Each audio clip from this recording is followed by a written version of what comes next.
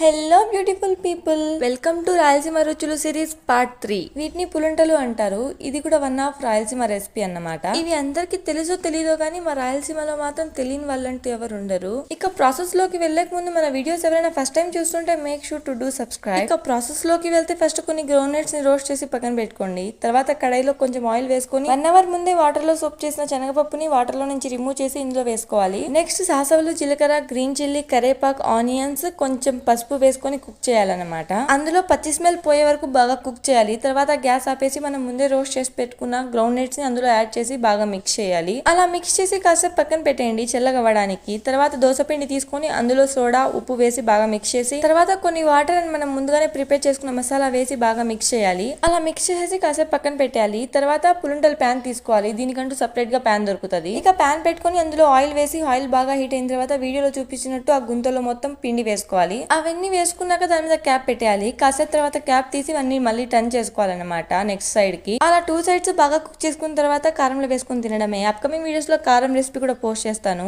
ఇంతకు మీలో ఎంతమందికి పులుంటలు తెలుసో కామెంట్ చేయండి. వీడియో నచ్చితే లైక్ చేయండి and do subscribe for more videos. Bye.